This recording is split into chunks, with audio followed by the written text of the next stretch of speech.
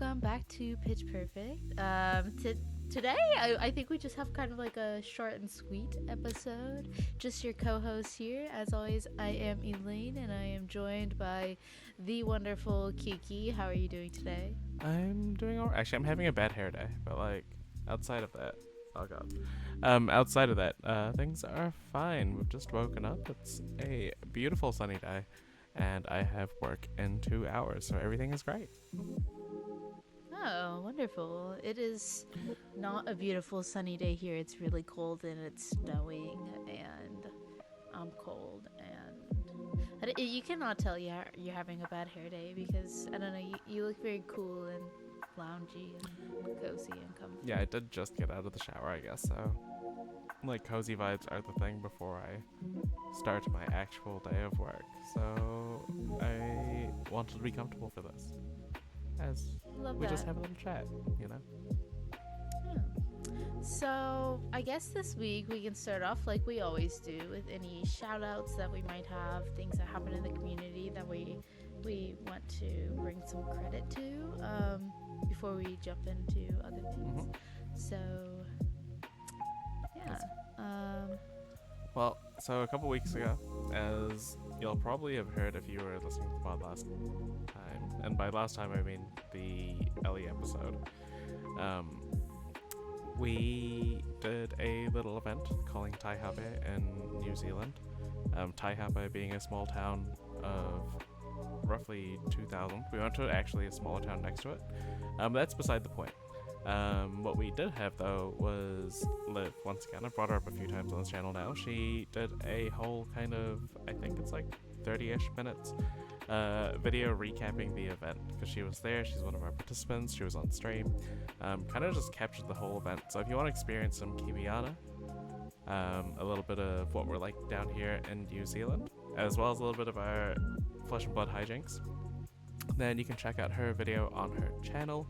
And then conversely, coming up in the near future, there should be a little collaboration between, I guess, our channel and hers, she and I, as we performed a little skit at the Calling in Christchurch. So that'll be coming up soon. I don't know if I actually told you that I'm we excited recorded to see that. I didn't know about that. Wow. That is exciting. It's just very much like a little joke kind of situation. Nothing too serious, but yeah, a little bit fun. Huh. Well, I'm excited for that, and I hope that everyone else is. You should be if you're not. And then I guess the other thing we wanted to shout out this week that's happened is that if you listen to the Ellie episode, we talked about how Yuki was responsible for building the Syndra deck that we saw when in Memphis, and Yuki has released a Syndra primer video on YouTube, so definitely go check that out as well. Yeah, of course. One of the most popular decks at the moment. Yeah, we can talk about that a little bit. I don't know. Should we talk about that, or should we talk about our week in Flesh and Blood first? Because I feel like our weeks in Flesh and Blood are also kind of the main content of the pod. Yeah, and we actually have played the game. We actually played the game. Which is wild to say for a Flesh and Blood themed podcast, but yeah, you know, we have played some Flesh and Blood, so why don't we talk about that for a bit for once? Or rather, Yeah. we usually do the segment, but you know what I mean. Would you like to start us off? Sure. I actually played a fair amount of Flesh and Blood this week, way more than I usually play, because I know after we recorded with Ellie, I was like, okay, I need to get on. I need to figure out how to work Flesh and Blood back into my schedule, even though my schedule is just kind of crazy. And I'm also trying to prep for RTNs because I am going to 2 RTNs that I would like to try and do well because I am planning on going to US Nationals. So I've started scheduling like at the end of my day, even though my days don't end until 10 p.m. I just like play at least 1 to 2 games a night, and so I've been playing a good amount of Flesh and Blood this week, and I did start playing Aurora, so I've been playing something that's not Kasai all week. I'm sure I like it. I'm still trying to break the habit of like playing mid-range because, I'm used to playing a mid-range hero, and as much as I like to not block and go fast, it is a little scary. I need to tap back into my Briar days and turn off the Kasai switch. I'm working on it, and it's been fun. And aside from just playing Flesh and Blood every night, I also got to go to my armory this past weekend and draft the Hunted for the first time, which was really fun. I really enjoyed the draft format. I did, unfortunately, not get to play all 3 rounds. I had to leave early because I had a responsibility to get to. But yeah, it was a lot of fun. I drafted Fang. I think my deck was pretty solid. The breakdown of my draft was... What was the breakdown of my draft? Wait. I think there was 2 Fangs, 3 Arachne, and 3 Syndra, I think. And so I was one of the Fangs. And I think my deck was pretty good. I played Syndra during the round 1, and I lost. I mean, I won that game. I won that game, so I was 1-0, went to round 2, and I played an Arachne, and that was a really tight game. It was like a very tight game. The Syndra game was a really tight game too, but the Arachne game was a really tight game. That was my first time playing against an Arachne in the Hunted limited format, so I will say I feel like I wasn't like adequately knowledgeable to like deal with the matchup, and yeah, it was like we were both at 1 life. It was like I don't know, we were both like really low lives, both like right on the cusp of like, oh, we just need to leak. I think we were both at 1. It was like, we just need to leak like 1 damage, one of us has to get it.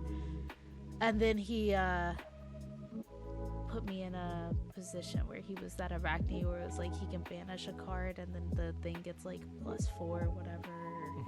That I don't know what Arachne it was, but it was just kind of like, I was marked once I went down to 1 life, so it was like, I was just sitting there and realized like I'm in an impossible position to get out of because I can't take any it was maybe I wasn't at 1 life.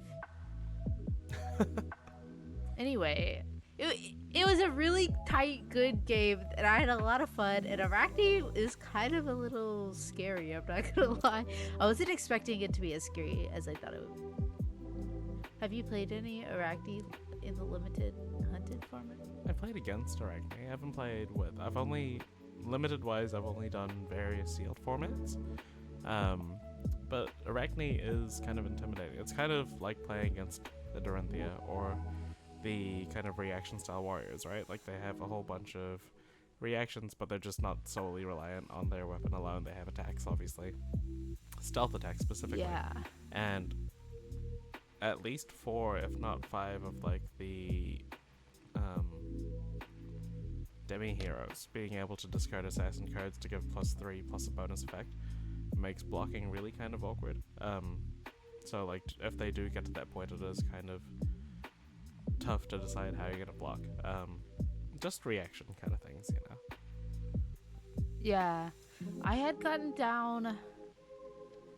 It was tough. It was just kind of like I don't know what you're coming at me with, and I don't know what, like, yeah. It felt like a lot harder to read than my first game, which like I've played like Fang Mirrors and I've played against Syndra in the limited format before, but playing against Arachne for the first time, it was really kind of crazy and it was a lot of fun. My first game, the Syndra Fang game, it went like all the way down to like, I think we were on our last hands when I won that game. It was a really grimy game. And then the Arachne game, like it didn't go on that long, but I did hit second cycle. So then at the end of it, I was just like, keep 1 card, block with 3 cards. And I had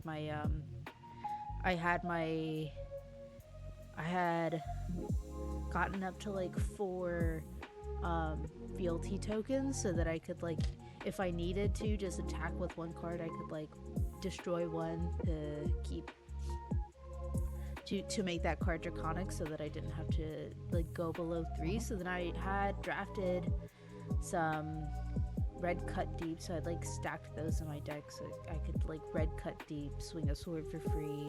Also had like blaze headlong, so I could just throw like a 0 for 4 if I didn't have a 0 cost attack.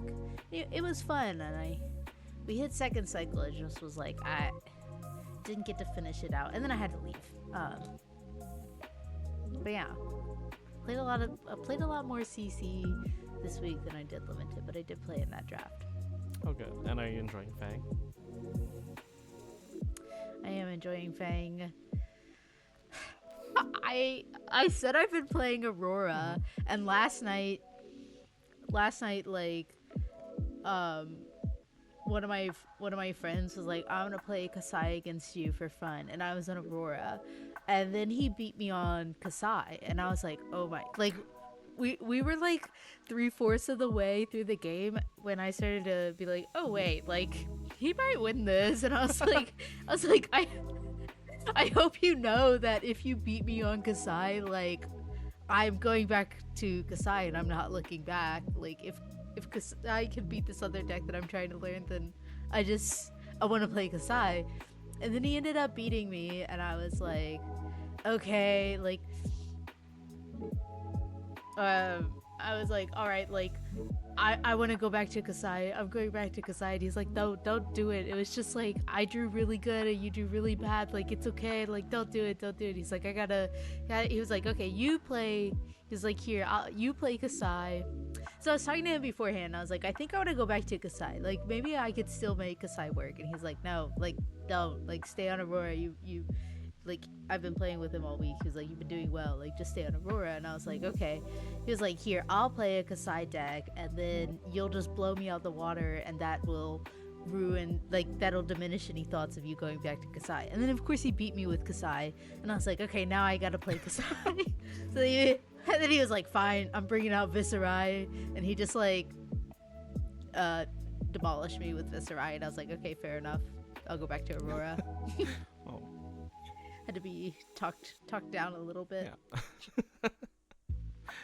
It's just slightly on a complete aside, but kind of relevant. When you were like talking about your draft experience, and then I think you said the word unfortunately or something, and immediately in my head, like the sentence finished with, unfortunately I couldn't draft a Cilio.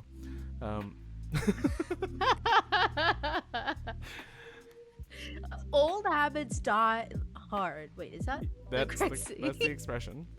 Okay, yeah. Old habits die hard.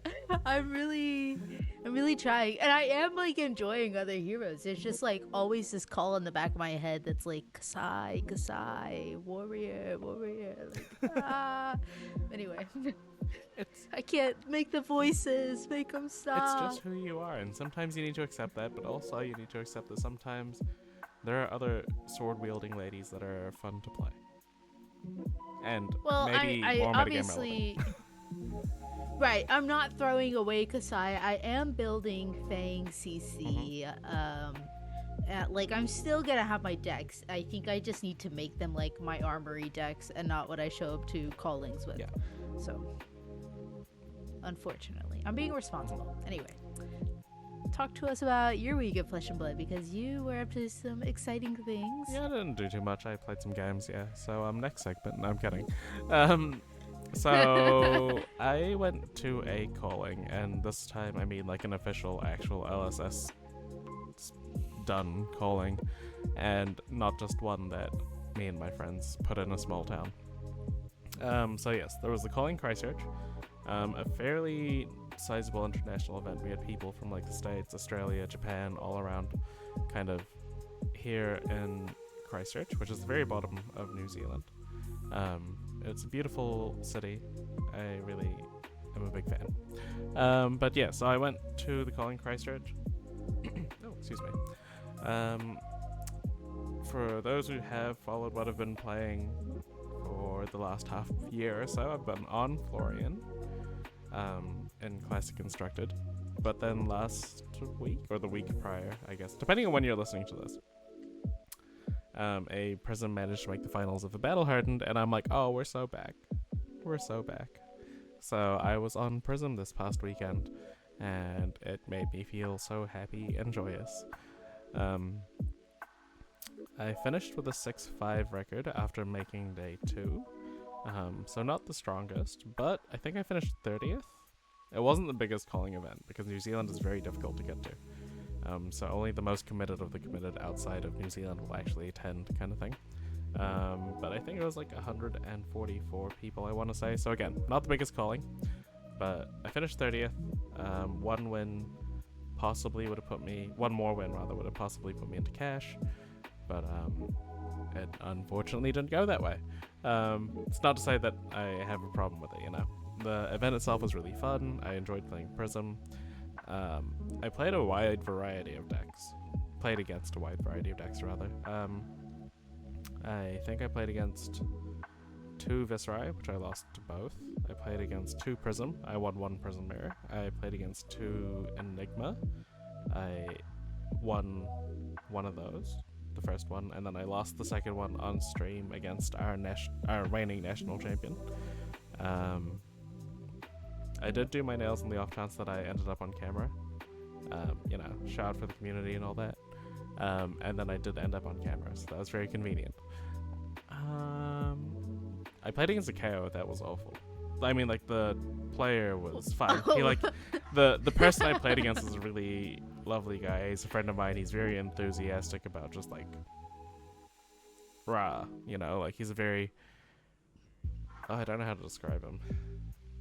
Like, KO fits his personality perfectly. He's a very fun guy. Unfortunately, the deck just ruined me. Like, he's like, oh, I didn't draw any blues. I low rolled. This is like his turn 1. So he just like cracks his sash and then comes out with me at 14 damage. And then it's like a couple block cards, 7 damage. A couple block cards, 8 damage. And then he's like, throw my equipment, attack you for like 16 or whatever. Some big number. And then I block a little bit, come back. He's like, throw my equipment again. And I'm going to double blood rush you and you die. I'm like, okay. I feel like I didn't do much, but you're lovely. I'm glad you're happy. You're overjoyed. Yeah, so that side of the event, like, the games are fun, and going 6-5 is okay. Like, I'm not upset about that. I'm like trying not to be so competitive right now, and I think I told you that I was feeling stressed once I actually realized I had a chance at top 8 at the end of day 1. Like, if I just won out, in my head I'm like, yeah, if I just went out I can top 8. I'm like, no, like, what are the chances I just went out? I mean, I've done it before, incidentally, funnily enough, but I had to, like, bring myself back down to earth. I'm like, no, you're just playing a game, it's chill, we're having fun.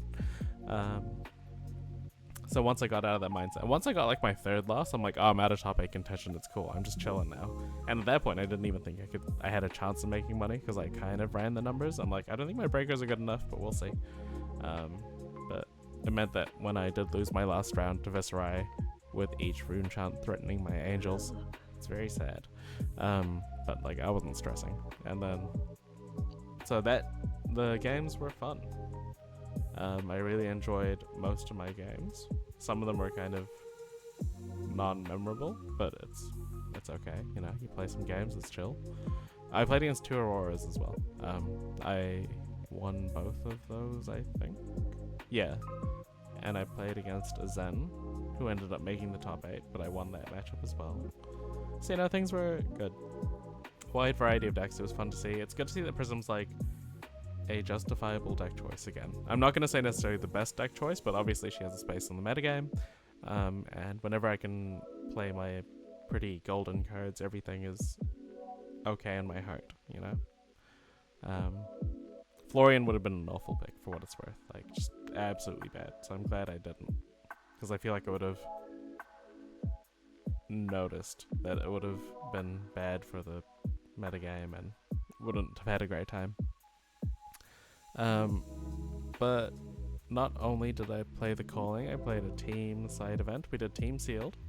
And I joined some of my locals, one of them being Kasharn, the other one being Tamisi, who's not known online, but I was with them, and it was a lot of fun.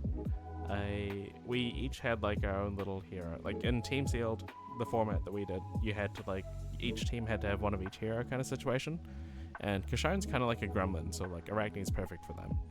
And Kasharn was like, I'm going to play attack reaction Arachne, and no one's going to expect it. I'm not going to play stealth attacks, I'm just going to use buffs on things.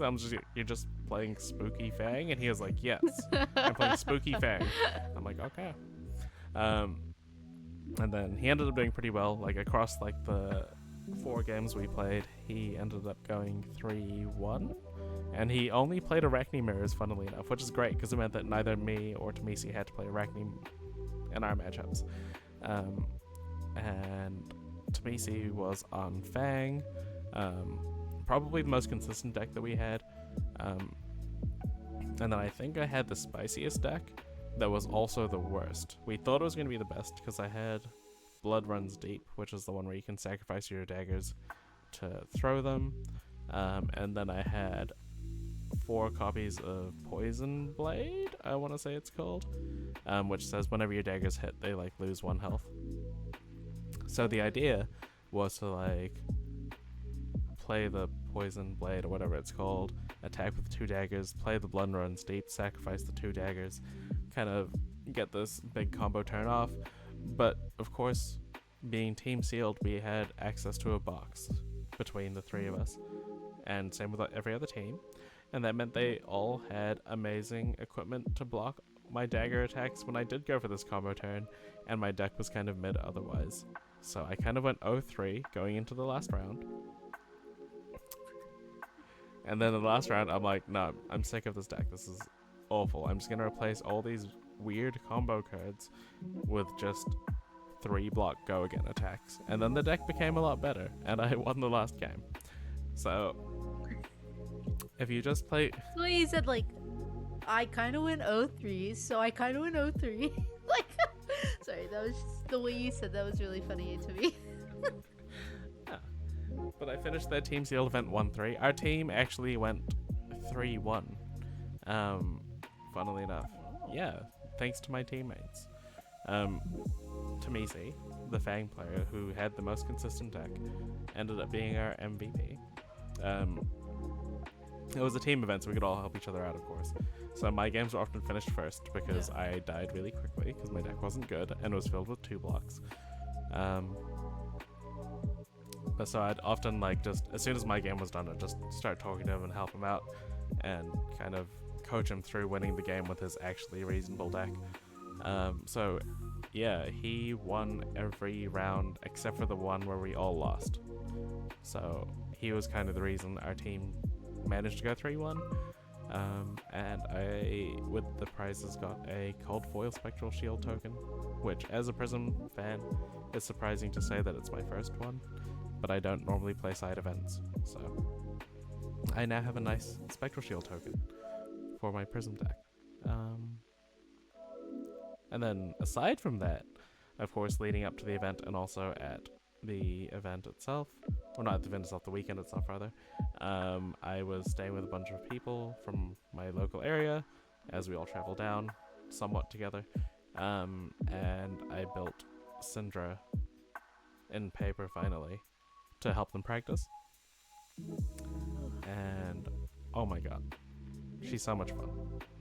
Which is a ridiculous thing for me to say, who's like, I like Florian, I like Prism, I used to play Oldhim, and like all these like slower decks that kind of like block and slow the game down, and now I'm just like, I don't know what blocking is, I'm just throwing 4 to 5 to 6 cards at you every turn, and let's see what you do. So I'm kind of learning, I guess, a different way to play the game, and it's exciting. Oh, so we're both kind of like making playstyle switches currently with our new heroes. Yeah. Exciting. As this format guy. That sounds like a very fun weekend. I was very proud of you getting updates all weekend about your record. I was very, very hyped. And also, I didn't realize that you played in a team event. I love team events. They're so fun. I definitely lost track of my phone this weekend and just did not contact people. Actually, also part of it is like Messenger not being really great on my phone and just not loading messages for like 3 minutes. So sometimes I just get frustrated, put my phone down and forget that I was trying to talk to someone. And also I have, okay, so do you remember like how we said we don't have event superstitions? And I'm like, I have a superstition where if I do something, then I try to repeat it until it no longer works. Yeah. So I do actually have one superstition, which is I feel like if I tell people my record or start going publicly with my record, then I'll lose. So I don't actually tell people that I'm doing well until I lose my first game. Which is why nobody may have heard from me up until I lost on stream, and I was like, yeah, okay, now I can message people again. It's a funny kind of thing for me to do, but I actually know a lot of people who do that though. Like I know a lot of people that I know. I'm just like, don't ask them their record, because like I know they're not gonna tell me, and like I don't care that much anyway. I'm just asking because that's just what you do. You're like, oh, how are you doing? But there are like, I do know I think like 3 people who at events I'm like, okay, they don't want me to ask about their record because they don't want to talk about it until the event's over, until they lose. So I've heard that one before. I was thinking about it. I feel like it's possibly less of a superstition and more like, because I was trying to think of like why I do it. And like at first it kind of started off as a superstition because it was kind of instantly whenever I would message somebody like, I'm currently 4-0, I just need to win one more round kind of situation to like get into the next period. I'd realize I would immediately lose the next one, and then after a while I was like, am I just psyching myself out? Am I kind of like now putting this expectation on me to perform well so I can continue to impress my friends or make them happy with however well I'm doing? Is that the situation? Am I trying to brag on like social media that I'm currently X0 or X1 going into a thing? So now I'm just in the mindset of like, you know, I'm just doing this event for me and like just playing the games as they come, and I can talk about it later on and so on and so forth. Sometimes I will talk about a game or a loss immediately if I have things to say, but yeah, I think that's kind of my mindset going into that idea. No, that makes sense. Also, I would, if you were like, oh, I'm 03, I wouldn't be like, oh my gosh, that's so embarrassing. Yeah. Because I mean, it is, but like, no. I've done it. Yeah. Oh, look at that. We played a lot of Flesh and Blood this week. We did. Look at us go. Yeah, it's good. Yeah, I actually played some games last night too, now that I think about it. Nothing super notable. My friend was like playing Zen and I was playing Syndra, and it felt nice having almost all of the cards. I still have like one card that's a paper slip of like Shelter the Storm in there because I'm still waiting on my 3rd one to arrive. But it feels nice playing with the cards, and they're so pretty, and I feel like I am growing attached to this Draconic Ninja, which is not a world I ever thought I would have been in. Like if somebody's like, oh, you're gonna enjoy Draconic Ninja, like 2 years ago I'd been like, I hate Fi, like it's not my playstyle, I don't like the aesthetic, he's so aggressive, like not my vibe. And I'm like, but Syndra though, I can do cheeky dagger things. I opened some Hunted also, because I went to my armory and I bought some Hunted to open. And I opened this, and it's really pretty, and it made me think of you. It's like the cold foil. That's so pretty. Ring of Roses. I know. Isn't it really pretty? It's so nice. I love it. I haven't seen one yet. Yeah. Maybe I should send it to you. Ship stuff. We can work something out. Back and forth. Yeah. We just need to figure out like one lump sum of stuff, so we don't keep on shipping things back and forth. Yeah, I know. It's hard because it's like, well, I'm sure there are other things I can send you. I can send you some other stuff to make it worth it. We can figure something out. Yeah. I don't need it. That's a definite. I mean, Verdance has been doing well. It's really pretty though. It's not your thing. I can't. It's not my thing, and I'd be cheating on Osilio if I played a different wizard. Just like I'm already cheating on Kasai for liking Fang. And Guys, this is just taking me back to the casual swinging conversation.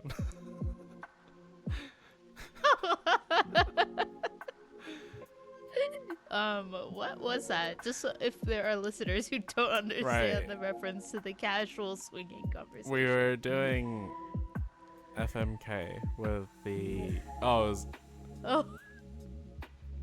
FMK Friend Zone with the Rosetta Heroes, and then we both decided that the F was each other's M. We can cuss. The fuck was each other's Mary. We can do whatever we want. And then our kill and friend zone were both the same. But that was the context. Yeah. Our kill and friend zone were the same.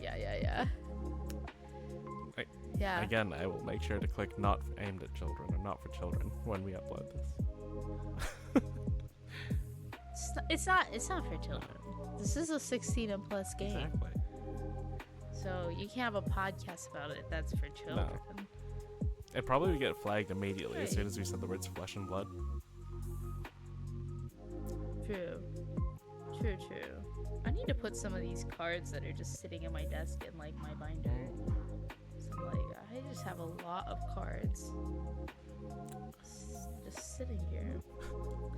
Anyway, just as an aside, I was like, oh, I've got this for you here, like this is in front of me. And then as soon as I pull this up, there's like just these random cold foil alpha cards in front of, like underneath it, just chilling. I'm like, oh, yeah, I should probably put these away somewhere. We should probably put these away. Yeah, I have like a tunic right here. Like I should probably put this. I should probably just like put some stuff away. Anyway, the next thing we're not done with this podcast yet. Sorry, listeners, we got distracted. High Seas. Yeah. High Seas has been announced since the last time we recorded. So we're gonna just kind of talk about it for a minute. Talk about some High Seas. Maybe not predictions so much or speculation, but maybe just like wish list. I was thinking wish list.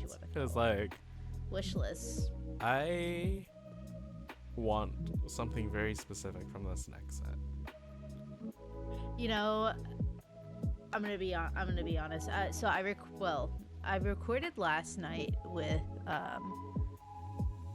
Tommy Fresh from Fresh and Buds, and we did some like High Seas speculation, predictions, talk, wish list, same thing we're doing right now. So if you're hearing this, I already talked about mine, but I like, if you wanna, I was like, I did say on there, it was like Kiki and I were talking and they had some really cool ones, but I'm not gonna say them on this podcast obviously because they're Kiki's. So I just really want a hero that's a warrior, that's a monkey wielding a cutlass. Like, I think that would be so cool. Like, I love the idea of heroes not strictly being human or human-esque, I guess. Like monkeys are kind of humanoid, the structure is kind of the same. But it's like a monkey. And, like, a pirate monkey is so cool. It's like if we had, like, the Minnowism guy, or the Belittle guy, same guy. If he had a hero card, like, then we'd have dwarves and stuff, and not just like humans. But I really want a pirate monkey cutlass wielding warrior. Like, I feel like that would be so fun. I don't think I'd even play him necessarily, but I would get so overjoyed by him, or her, or them. I just really want this monkey. I love the idea of having like a little monkey hero, and you and I have talked about like how it feels like inevitable that we'll get non-human heroes at some point, aside from Ocilio and the orcs, but like KO and Rhino. Yeah, I guess KO and Rhino, and whatever Levy but is. Well, Levia, the young hero, was a human. Sure, aside from all the other non-technically humans that we already have, like, but a monkey, like, ever since you brought that up, I'm like, a monkey hero is so fun and thematic, I think, for High Seas. Yeah. We also talked about, like, a parrot, but maybe as, like, some sort of ally. I really want a siren. That's my wish list from this set. Oh my goodness. Robotism. Sorry. Yeah, I think that it was like the second episode of Pitch Perfect ever. Melody and I recorded like just a fun get to know us where we answered a lot of listener questions, and Oh, we forgot to put out listener questions for this episode. That's Oops. fine. So sorry, listeners. Anyway, we recorded listener questions, and someone asked like, "Oh, what's a new like class that you would like to see introduced at Flesh and Blood?" At one point, and I said mermaids, which I then got roasted for because it's not a class, but it's like a species. However, I think that sirens and high seas, merfolk, mermaids, whatever you would like. I want them in high seas. I really want them. I think it'd be cool if we had a siren sort of hero, and like their ability was like to activate like a siren's call, like something that's like you do like X, Y, and Z on your turn, and that either like damages your opponent or like disrupts their turn in some way, because they're in like under your trance. Anyway, I think they could. I don't design card games, obviously, but I think it would be really fun and really cool. So monkeys, sirens. There's got to be some sort of human, I guess. Oh yeah, like if we know pirates are gonna be in them. Yeah. I'm very curious if kind of like how we're going to see like a pirate crew incorporated into this set, whether it's like you have like little pirate crew, like if you raise a bunch of little allies, like a pirate crew that way, or if you get a pirate crew with something kind of similar to like raise an army, maybe how you have the Centauri sellswords. I was gonna say they could be like the Centauri sellswords, like, and they could be something with gold related. Like obviously the sellswords are also kind of gold related because they want you to draw a card, and one of the ways to do that in Kasai is to literally just crack a gold kind of situation. But yeah, it could be something like if you gain a gold, then your allies can attack this turn, and they could be like 1 health, 1 attack, go again kind of things. And like I think the ally situations where we're going to actually see the monkey, if there is one, or the parrot, which I would be okay with, but I wouldn't be happy with. Yeah, you can't have pirates without having like a crew of some sort, or a little sidekick of some sort. Yeah, of course. It's just very thematic. Yeah. Let me say, and I talked to you about it, but when High Seas was announced and Pirates were confirmed, I was like, I kind of have mixed feelings about this, because I don't want it to be like, I still want it to like fit into the world of Wraith, and I want it to be more like gross, like very fierce, kind of like dirty pirates, rather than like, oh, silly, fun little like Peter Pan style pirates, you know, that are just funny. And then High Seas was released. People had a lot of predictions, you being one of them, with like the monkeys, pirate crew, and like a monkey hero and a parrot. I'm like, you know what? Actually, I'm a silly person, and I'm not worried about it anymore. I'm down to be silly, and people are gonna wear pirate outfits to pre-releases, and I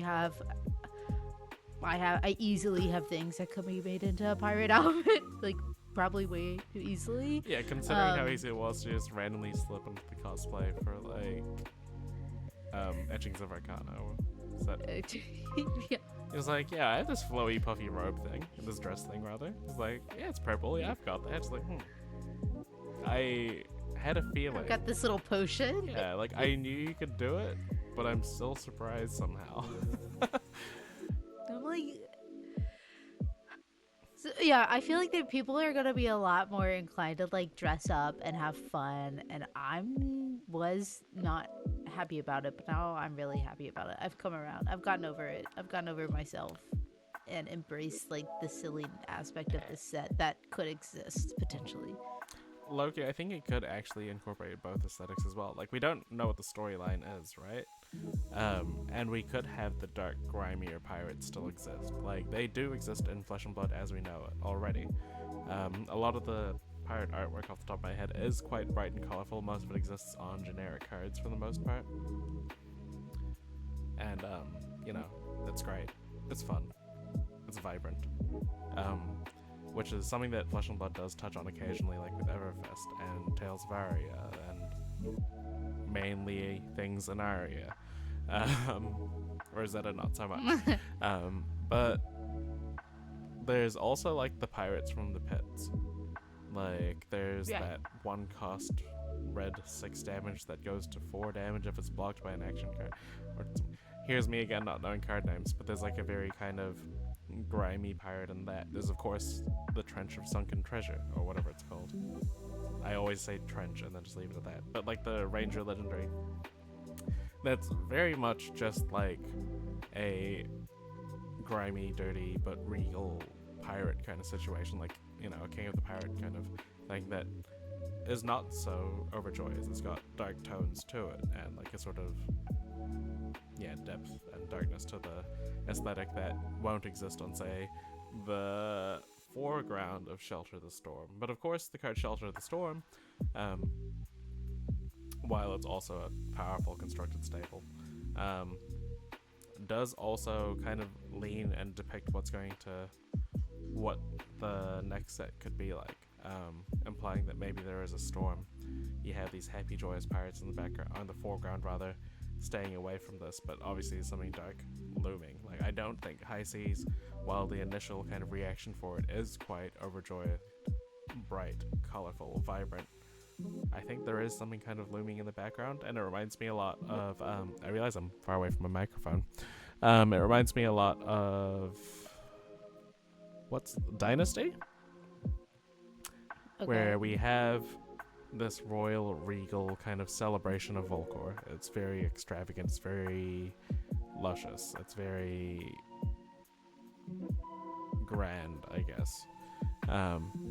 And only at the very end of the spoiler season do we find out that the Emperor is killed by Arachne. And that changes the tone of the set and the implications of it. And I feel like this High Sea spoilers, or like teaser, is kind of going in the same sort of route where we get this sort of excitement, but there's still something darker to come. Admittedly, I haven't actually seen the whole trailer yet, so I'm not sure. I'm just going off the vibes, what people are doing, and maybe they're just vibing over pirates. For someone involved in a Flesh and Blood podcast, again, I need to be more involved in like Flesh and Blood. But I was at a calling during the time, and then I've been asleep since, so. You're okay. Yeah, people are really, really, really hyped for the pirates. I was like really not here for it, but I do think that you're right, where they can, like, we've seen it in Fab before, where like even if the tone is a little bit silly in nature, like the imagery is still quite stark from that. Like with Heavy Hitters, for example, like that was kind of a silly, horny set. But I just want to point out, like the imagery, that in a couple days' time for you, it's Valentine's Day, and I need to get my post ready. Exactly. Yeah, I need to get my post ready. The first one for Bluesky. I need to get my post ready. Thank you for reminding me. I do need to prep that. It keeps like coming in and out of my brain. Maybe I'll put it up today or tomorrow. Yeah, it doesn't have to be on the day, right? Or it doesn't need to be on, because tomorrow's the 13th. Maybe I'll put it up tomorrow. Anyway, yeah, like where it was like the silly like horny hitters, but also like the imagery was still like like we are fighting. Yeah. And they did a really good job of still bringing like the battlefield next to it. I was just like looking at cards yesterday, and I was looking at the Red Alert equipment set that came out in the Hunted, and I feel like this is also really kind of piratey.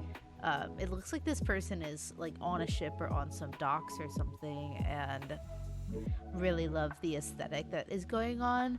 Is kind of like the Outsiders pirates that we saw, and so then the fact that there was potentially these kind of grotesque outsider feeling pirates, maybe if I'm correct with that read, in the Hunted, as well as the kind of like more jolly go crazy for pirates like Nip at the Heels and the Shelter from the Storm cards.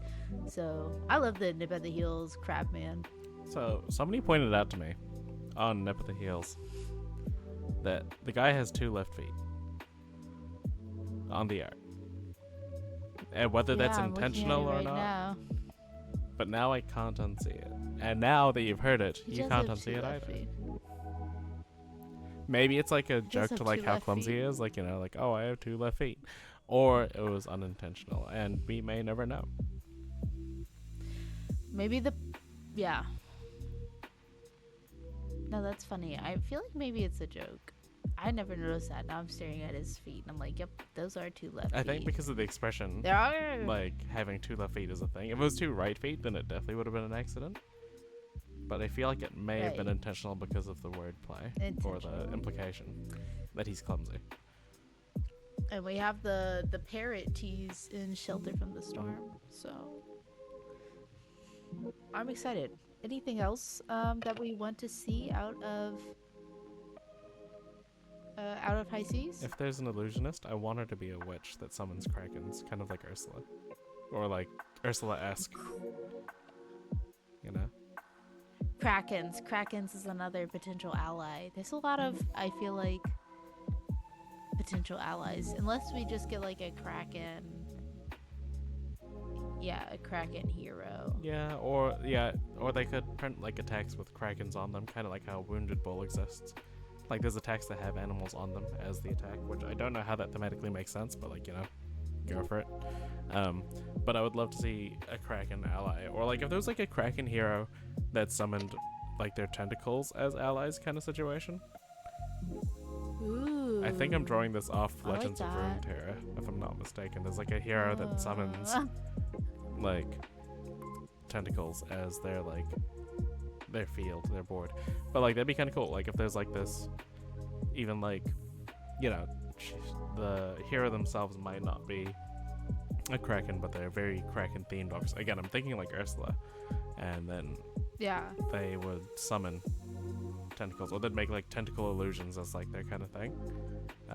Just because a lot of people seem to think that there's going to be an illusionist in this set, and if there is, then I'm here for Krakens that destroy boats. I don't want there to be an illusionist, but that's okay. I can deal with it. I guess. Wait, another question. Do we think there's gonna be any new talents in this set? Because I feel like if they're ever going to introduce a water talent of sorts, it does feel like an appropriate time to do that. I think Mystic is a water talent for what it's worth. Just because a lot of the water-based cards are Mystic. Yeah, But I think the talent will be something like Piracy. I don't think Pirate's a class, I think it's a talent. And that way they can incorporate. But just, my logic is that what if it's something like Roy, like equivalent to like? It could also be Royal? something like Royal, where, like, I just don't think that Pirate is the class. Mainly because Trench exists and that's a Ranger card, specifically. It's a ranger. And that alone makes me think that, oh, Pirates aren't necessarily tied to being a class in itself, but that any class could be a pirate, or that specific classes could be a pirate. So, like, I think, like, that monkey wielding cutlass thing I was talking about would be like a pirate warrior, and then you could have like a pirate ranger and a pirate illusionist, or a pirate something else. Maybe not ninja. You could have a pirate ninja from Volcor. Yeah. Well, if they make it something like Royal, then Yeah. anything could be pirate. Yeah. Which could be fun. I could make Kasai a pirate if I wanted. You just give them a pirate's hat and they become. And then what a fun cosplay to make with like a pirate Kasai if piracy is like Royal, and I make a pirate Kasai deck, and then I could make like a pirate Kasai cosplay. Oh, that'd be so good. That would be so fun. Also, the Ooh. visuals of like See, giving the- other characters see- pirate. Like, imagine if you made Yeah. Jarl a pirate. Like, Would he wear 2 hats? yep. Should we make a poll and then just see? Would Jarl wear 1 or 2 pirate hats? If Yarl was a pirate, would he wear his hats like this or like this? How would We could How make would this. Victor the Horse wear a pirate hat? I mean, actually, this Victor the Horse only has 1 head. Only has 1 head, unless he had like a pirate hat on each little ear. How many pirate boots would Victor But- the Horse wear?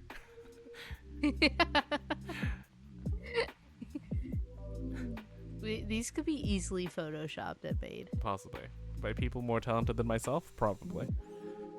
They could be badly photoshopped by me. We could badly Photoshop them. Neither of us. Yeah, your Photoshop skills, I think, are better than mine. My MS Paint 3D skills. Yeah. Yeah. I don't pay for Photoshop or use Photoshop. Well, the equivalent of whatever thing you do to mimic Photoshopping. But yeah, I think that's Okay. what I want, or what I'm kind of thinking about. High seas. I've realized that this set is like I've had the most fun speculating. Like, I was like, oh, I don't want to pirate. Like, what if it's cheesy? And once the speculation started, yeah, it's just kind of like, wait, this is the most fun I've ever had speculating about a set, because there's just like so many possibilities and so much already about this, like the trope of pirates, you know, that it's like we could do anything. Monkeys, and like it spans from like monkeys to parrots to merfolk to krakens to pirate crew to... What if the hero is just the boat? And the allies are the pirate crew. It could be like this living sentient boat. Holy shit. It could be like... It does nothing until you make a crew. Yeah. It could be like... What if it had like really wild stats? Like say like 2 intellect, 80 life. What if the stats like increased with the number of crewmates you could make?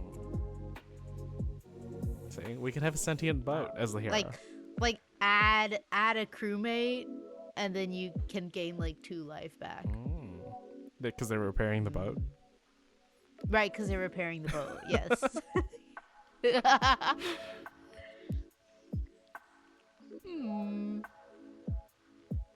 And I wonder if they'll have some sort, like, I wonder how we're gonna... Sorry. As you say, I think the fable will be a landmark rather than a gem.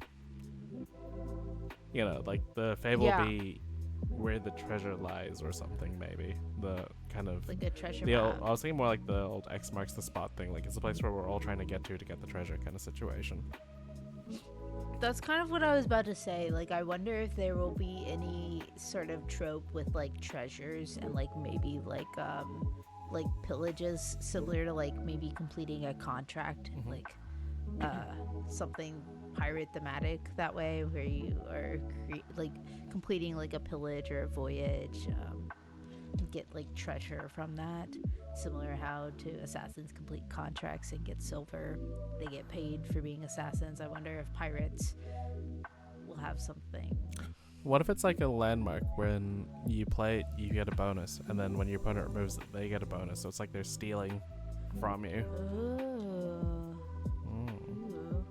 Like you bury your treasure somewhere, and then somebody else claims it. Yeah. I'm kind of hyped about the pirates. Yeah. It's just fun. Yeah. It's just fun. I like how you were kind of like, I don't know if I'm feeling this, until you remembered how unserious you are, and then you're like, oh, actually, I love this. It's like, wait a minute. Wait a minute. Since when have I ever just like not a silly, goofy little ball of energy? Little munchkin, like, you know? I actually love this. Like, why would I be upset if everyone at pre-release was wearing a pirate costume and saying "arg" and we were making silly little jokes and like cheersing? Like, why would I not enjoy that? That actually sounds literally ideal. So imagine if they did it, but the set was just like stone cold, soberingly like straight and narrow. Like it's just all serious, and then there's just like, you know, 2 people walk in with a little like pirate plushie on their shoulder. It just wouldn't fit the vibe. Oh, no, it wouldn't. I wonder if there'll be something like with scurvy, like similar to like blood-brought pox or something. That could be. Scurvy. Yeah, scurvy. That's a pirate thing. My mom got scurvy once, actually. Oh, wow. In modern times? Yeah. Yeah. Huh. Yeah, she was. Apparently, when she was in college, she said she was just like eating Cheerios with beer, and then got like black mouth and gums and tongues, and went to the doctor, and they're like, this is literally scurvy. Like, eat an orange. And then she's fine. Anyway, small antidote.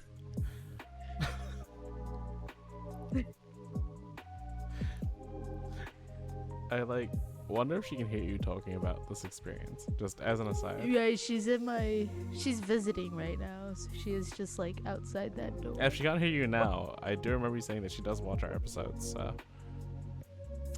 Oh, true. Yeah, I'm sorry your child is a swinger. Sorry, Mom. Whoa. I'm kidding. Whoa. I'm just calling back to the Anyway, joke. That's all. That's all it is. I promise. Anyway. That was just a game. And yeah, sorry, everyone knows you got scurvy one time, but it's I think that's pretty funny because like you have to, if it would feel like you almost have to try to get scurvy modern time. You would think. No offense to anyone who's listening who may have gotten scurvy. And if you have, maybe it's easier to get than I think. let us know in the comments, but I'm kidding. Oh, okay. Do we have any other speculation, or should we wrap things up? I think that's kind of everything I can think of for now. At least oh wait, one more thing. I think Sync Below should get reprinted. Oh, yes. Not just because it's a card that needs a reprint, but also like how do you not have Sync Below in like an ocean themed set? Well, and now you say that, and I'm like, ooh, how are they gonna make us walk the plank? Because surely I'm gonna have to walk the plank, right? Maybe if there's a world premiere, maybe they should set up a plank on the stage, and you could walk it like into a big ball pit. Oh my God. I'm gonna copyright that. Don't steal it. I'm joking. We're kidding. Hire us. If that, yeah, hire. If you put a plank into a ball pit at the world premiere, I will literally fly anywhere in the world to be there. Just remember, this is the same person that thought it was a bad idea to have a silly side of pirates appear in Flesh and Blood. You mean like, oh yeah, and then at the world premiere, if you lose a game, you have to go literally walk a plank into a ball pit right off the stage. Just a line of people who are all lost their round, like walking the plank. Anyway, that's all. Yep, so that's all the time we have for today. As per usual, it was lovely to hang out and chat with you. In terms of if you want to get more of our unhinged shenanigans or get updates of when I have lost in an event, or you want to actually relevantly want to see some horrendously horny Flesh and Blood related posts, you can follow us on our socials. Or are you wondering where this segue was going? Have you already forgotten about your Valentine's Day post? Oh, right. I just remembered. I need to set an alarm. Don't worry. Wait, this episode will have come out after Valentine's Day, though. Oh, yeah. Anyway. Well, yeah. Sorry if you want to go look at that. Exactly. You can follow us on our socials. So you can find me on Bluesky at kikibird.bsky.social. You can find Elaine at... Oh, my turn. I feel like I'm half asleep today. And I'm gonna be editing this episode and be like, oh shit, I need to post my Valentine's Day post, even though now it's 3 days late. So you can find me at eHammondtree on Bluesky. And I have a Twitter account. I don't know the last time I opened it, but it still exists for some reason. And it's also eHammondtree. And it's just 3 words, E-ham on tree. Bacon on bush, pork on shrubbery, the same idea. Ham on tree. Yeah. Mm-hmm. This is fun. I love these unscripted, not scripted, but no show notes. Just log on and hang out times with you. Just a conversation. Yeah. But yeah. Anyway. This is a trash outro. Thank you for joining us. Have a wonderful day, and we will see you on the next episode. Goodbye.